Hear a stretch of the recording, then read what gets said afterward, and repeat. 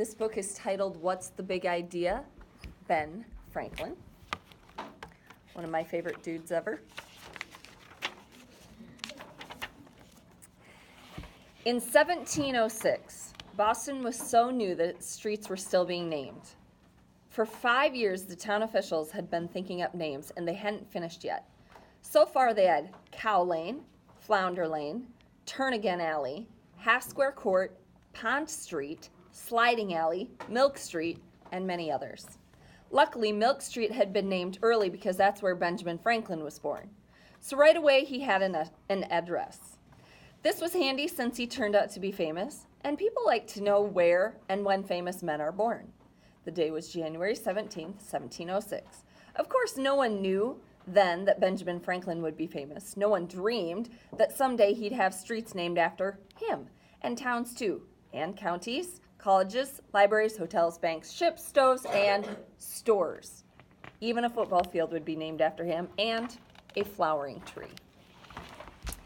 Certainly, Benjamin's father never gave fame a thought. Mr. Franklin was a leather apron man. In other words, he worked with his hands and he had a trade. Carpenters, shoemakers, silversmiths, blacksmiths, all such men were called leather aprons because they wore leather aprons when they worked. Mr. Franklin was a soap and candle maker. His brothers were leather apron men and his sons would be leather apron men. That was generally the way it was in those days. When Benjamin was born, his oldest brother Samuel was already a blacksmith. The oldest son in the Franklin family was always a blacksmith. Benjamin's brother James would be a printer. 3 other brothers would be trained for the candle and soap business. The remaining 4 brothers died young. 2 died as babies, and Josiah and Ebenezer were drowned. Josiah ran away from home and was drowned at sea. 16-month-old Ebenezer ran away from his mother and drowned in a tub of his father's soap suds.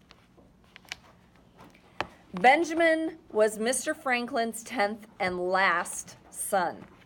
He was the youngest son of a youngest son of a youngest son of a youngest son of a youngest son, right back to his great-grandfather. This made him special, Mr. Franklin thought. Besides, Benjamin was smart. Maybe he shouldn't just be another leather apron when he grew up. No, Mr. Franklin decided he shouldn't. Benjamin would be a preacher. He'd go to Latin school, and then he'd go to college, and then he'd climb up into a pulpit and make his father proud. So when he was 7 years old, off he went to the Latin school. At the end of the year, Benjamin was at the head of his class, but he was only 8 years old. Mr. Franklin thought of all the years it would take to make Benjamin a preacher and all the money. Besides, Mr. Franklin had been taking notice of preachers lately, especially young preachers in small churches. They had a hard time. Some went around with holes in their shoes.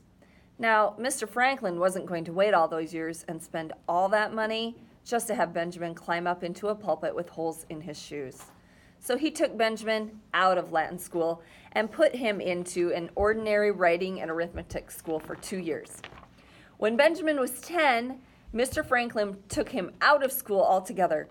He was old enough now to run errands, to deliver soap, to dip candles. When he was 12 years old, they'd decide what kind of a leather apron man he would be. And then he'd become an apprentice and learn the trade. Benjamin didn't mind becoming a leather apron, but he did mind becoming an apprentice. And no wonder.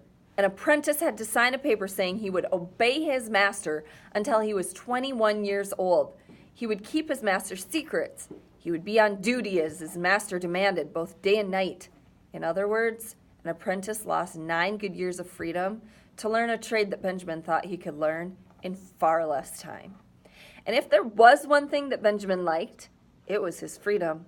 So when he was 12 years old, Benjamin told his father that he might go to sea. His father didn't care for that idea.